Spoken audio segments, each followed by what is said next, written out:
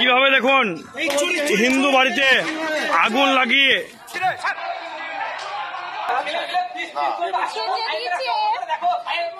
জমিনে কেটে দেবে ইনশাআল্লাহ। হ্যালো বন্ধুরা, এই মুহূর্তের সবথেকে বড় আপডেট।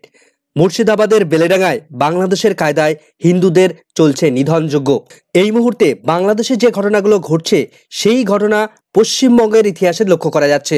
গত রবিবার থেকে এই ভিডিওগুলো সোশ্যাল মিডিয়ায় ভাইরাল হচ্ছে। তার আগের দিন গভীর রাতে কার্তিক পুজো উপলক্ষে এই সমস্ত ঘটনা ঘটেছে।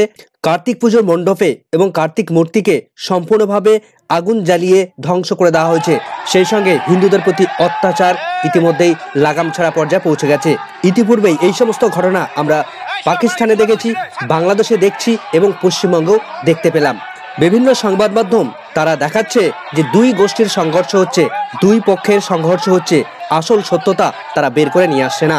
মুর্শিদাবাদের বেলডাঙ্গা কয়েকশো মুসলিম তারা এসে বেলডাঙ্গার এই কার্তিক পুজো উপলক্ষে যে প্যান্ডেল এবং পুজোর আয়োজন করা হয়েছিল সেখানে অত্যাচার আগুন লাগিয়ে দিল।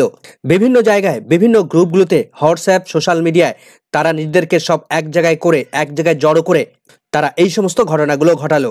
হিন্দুদের বাড়ি ঘর দোকানপাট এই সমস্ত অত্যাচার করা হলো। ঘটনার সূত্রপাত কোথা থেকে আমরা জেনে নেব এই ভিডিওর মাধ্যমে। এবছরের কালী পুজোর সময় এই বেলডাঙ্গাতে একটা কালী পুজোর মণ্ডপে এমনভাবে একটা লাইটিং করা হয়েছিল, একটা ডিসপ্লে বোর্ড টানানো হয়েছিল যেখানে মুসলিম ধর্মাবলম্বীদের আঘাত করা হয়েছিল বলে মন্তব্য।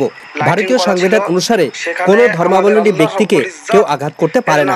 যারা এই সমস্ত ঘটনা ঘটিয়েছে, যে বা যারা এই ডিসপ্লে বোর্ড দেখিয়েছে তারা একদমই ঠিক কাজ করেনি। কেননা কোনো ধর্মের বিরুদ্ধে তারা এভাবে ডিসপ্লে বোর্ডে টানাতে পারে না, কোনো ধর্মের বিরুদ্ধে এভাবে আঘাত আনতে পারে না। ভারতীয় সংবিধান সেটাই বলছে। যারা করেছে তারা অপরাধ করেছিল, তাদের অবশ্যই শাস্তি পাওয়া উচিত। কিন্তু রাজ্যের পুলিশ তারা কি করলো? যারা সেই কালী পুজোর ডিসপ্লে বোর্ড টাঙিয়েছিল তাদেরকে তারা সহজে খুব ধরে ফেলতে পারতো। কারা এই কালী পুজো অর্গানাইজ করেছে, কারা এই লাইটিং সিস্টেমটাকে অপারেট করছে, সেটুকু খোঁজ খবর নিলেই খুব সহজে তাদেরকে ধরে নিতে পারতো। কিন্তু পুলিশ সেটা করেনি। কিন্তু ঘটনা এখানেই শেষ নয়। এই কালী পুজোর ডিসপ্লে বোর্ডটা কেউ একজন তিনি ভিডিও করলেন, ভিডিও করার পর সেটাকে সোশ্যাল মিডিয়ায় পোস্ট করলো। সোশ্যাল মিডিয়ায় বিভিন্ন ব্যক্তিবর্গরা মুসলিম সম্প্রদায় তারা সবাইকে একজোট করা হলো। সেখানেও সাম্প্রদায়িক উস্কানিমূলক কথাবার্তা চললো। তবে লাইটিং এর এক উস্কানিমূলক বক্তব্যে এক মুসলিম সম্প্রদায়ের ব্যক্তি তিনি বিভিন্ন ব্যক্তিবর্গকে, বিভিন্ন মুসলিম সম্প্রদায়ের ব্যক্তিবর্গকে ওই কালী পুজোর রাতে একজোট করার চেষ্টা করলেন এবং তিনি বললেন যে আজ রাত বা কাল সকালে আপনারা সবাই এক জায়গায় হন, যারা ওই ঘটনা ঘটিয়েছে অর্থাৎ কালী পুজোর ডিসপ্লে লাগিয়েছিল তাদেরকে মেরে মাটিতে শুইয়ে দেবেন। এমন এমন উস্কানিমূলক বক্তব্য তিনি রেখেছেন। বিভিন্নভাবে এভাবে উস্কানি দিয়ে এই কার্তিক পুজোর দিন সবাইকে এক জায়গায় করে হিন্দুদের প্রতি অত্যাচার চালাতে শুরু করলো। এরপর রাজ্যের পুলিশ এলো, তারা বলছে ইনশাল্লাহ আমরাই অপরাধীদের ধরবো। শুধুমাত্র প্রতিশ্রুতির নামে প্রতিশ্রুতি। ইতিমধ্যে আমরা দেখেছিলাম হুমায়ুন কবির তিনি বক্তব্য রেখেছিলেন যে বেলেডাঙ্গায় 70% মুসলিম রয়েছে, 30% হিন্দু রয়েছে, তাদেরকে আমরা যে কোনো সময় কেটে ভাগীরথীর জলে ভাসিয়ে দেব। কিন্তু তার বিরুদ্ধে কোনো অ্যাকশন হয়নি, কোনো গ্রেপ্তারি, কোনো কিছু হয়নি, কেউ কোনো প্রতিবাদও জানায়নি। ভবিষ্যতে এমন দিন আসছে ঠিক বাংলাদেশের মতো হিন্দু মন্দিরে কোরআন, মুসলিম মসজিদে গীতা পাওয়া গেছে, এখানেও ঘটনা ঘটতে খুব বেশি সময় কিন্তু বাকি নেই। কিন্তু প্রশ্ন হচ্ছে যে কারা এই ঘটনাগুলো ঘটাচ্ছে তাদেরকে অ্যাকচুয়াল চিহ্নিত না করে, তাদেরকে অ্যাকচুয়াল না ধরে, কারা এই প্ররোচনাগুলো করলো তাদেরকে না ধরে সবাই কিন্তু তার পিছনে উস্কানিমূলক বক্তব্য দিয়ে একটা সাম্প্রদায়িক দাঙ্গা তৈরি করার চেষ্টা করছে। এখন প্রশ্ন, রাজ্যের পুলিশ কি পারবে এই কার্তিক পুজো মণ্ডপ যারা জ্বালিয়ে দিয়ে গেল, যারা ভেঙে ফেললো তাদেরকে ধরতে? কোনোদিনই পারবে না। কেননা রাজ্যের 30% ভোট ব্যাংক সেখান থেকেই আসে। সেই ভোট ব্যাংকে তারা কখনোই নাড়াতে পারবে না বা নাড়াতে চাইবে না।